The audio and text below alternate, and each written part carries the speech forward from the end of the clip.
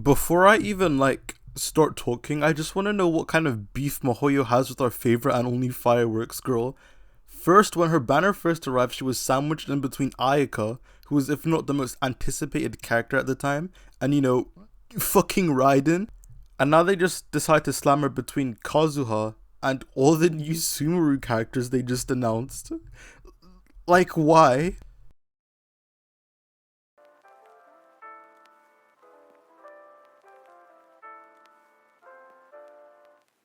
Hello there, Flip here, and today we'll be revisiting essentially my first Genshin commentary video 1 year later, where I gave Yoimiya probably the most shit because of the state she launched in at the time, which I do admit now in retrospect, I didn't at all give her the benefit of the doubt, which I think at this stage of the game, unless there are two of the mistakes on screen, every character should somewhat have and receive some selling points. So I do at least want to give her a more fair overview, as I don't think she is as bad as she was when she launched, but there are some creators who are giving her a ridiculous amount of praise, saying she's on the same tier as even someone like Kutao, which I don't necessarily agree with or I think is genuine, which is why I'll still have to address a lot of her shortcomings as a character, as I at least want to portray her accurately. The way I'm going to be structuring this is that I'm going to start with the flaws Yoimiya originally had or we thought she had at the time, then I'll move on to talk about what has changed about her and some positives she has, and then I'll go ahead and end with the negative side and why I still do not see her as a top tier DPS or carry currently in Genshin's meta, and why I don't think that will ever really change. But before we do that, as always, if at any point during the video you're entertained or informed, make sure to drop a like and even consider subscribing, so that we can talk about and cover more characters in the future. Also, I have a massive project I've been working for months on that will be dropping next week that I can help many new players take Genshin's meta. Now let's go on with the video. So with Yoimiya, okay, some of the issues that people thought she had, and one of the ones that was the most prevalent at the time, was due to her ICDs, and the consensus was that she can't be used effectively on a vaporized team to amplify her damage, which we actually know now isn't all that true.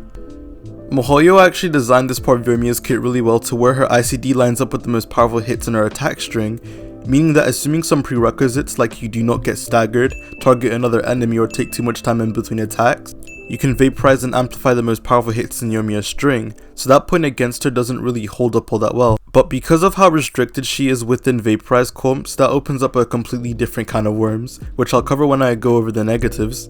Another thing was 4-piece Shimenawa. A lot of people were led to believe this was the only set you could use on her, which isn't necessarily all that true. Yoi does actually want to use her burst, especially if you have a team like the Femboy or Best Girl, because assuming you use her burst at the start of a rotation, they benefit from the attack buff, and also even though the burst damage is still somewhat negligible, unless you have a high invested Shimenawa set that would outperform the other options, you wouldn't want to miss out on the damage you get from the burst. If you plan to use Yoimiya on a vape team, it would be best to go with a set like 4 Crimson, and on everything else the new set Echoes is very good on her too, or you can just go generalist and use a 2-piece mix. It really doesn't matter all that much, sets are fucking overrated, just use whatever has better stats. And unless I start nitpicking, I honestly think that's all that was misunderstood about Yoimiya at the time. Her kit is not really anything too complex to cause a lot of misunderstandings. So now let's look at how she has changed as the game has progressed and some pseudo buffs she has received, and I'll just cover the most notable one, which is kind of just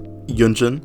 I don't even think I need to expand that much, but sure. One of, if not the biggest drawback to using Yoimiya at the time, is that she was tied to Bennett and Jingcho or just looked as a taser driver, which also again used Jingcho. So Yoimiya had to essentially take two of the most valued characters and then just be worse than every other option at using them.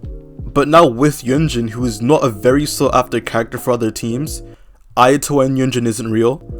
Yoimiya at least isn't reliant on Bennett to create a strong team, as Yunjin would give a relative or in some cases stronger buff than Bennett does, actually giving Yoi a lot more flexibility, and allowing her to join the ranks of the other Bennettless DPS characters. But it's not really like Yunjin increased or maximized Yoimiya's potential at all, she just helped with giving Yoi a lot more flexibility. And also, if we're being genuine, at this stage of the game, there are currently just a lot of carries and teams that do competitive output without Bennett regardless. Even Zhang Ling can build 2 relatively strong teams without Bennett, so it isn't as big of a deal that she's also capable of doing this. And then the second biggest thing to happen to Yoi was Yelan, and fuck me. Yelan to Yoimiya was just a direct upgrade to all of her teams with Jingcho, and even gave her again another option with the double Hydro Core. Unlike Hu Tao, who blows her pyro load way too fast and can fuck up the hydro gauge, since Yoi doesn't actually apply that much pyro, she gets all the benefits of Yelan with no real drawbacks. But I guess here's where I can start to list the negatives, because like Yelan wasn't just exclusively a buff to Yoimiya, she was a direct buff to all pyro damage dealers, and even with the fact that she can't self-sustain Hu Tao by herself, you can always run double Hydro, or Overvape Hu Tao, or Viridescent Hu Tao with Kazuha, which can all sustain a Hydro aura. And not only that, but will be better in output than any Yoimiya team you can build. And yes, that brings us to our first negative which we can talk about, which is kind of just Hu Tao. As since these characters do the same thing, which is being single target pyro damage dealers, it is very easy to compare them. Looking at things in isolation, Yoimiya does seem to have gotten relatively stronger and more flexible, but unless Hoyoverse decides to add more characters that only exclusively benefit normal attackers, any character she synergizes well with, whether that is a new Hydro character or an Anemo character, will just be better utilized on a character like Hu Tao.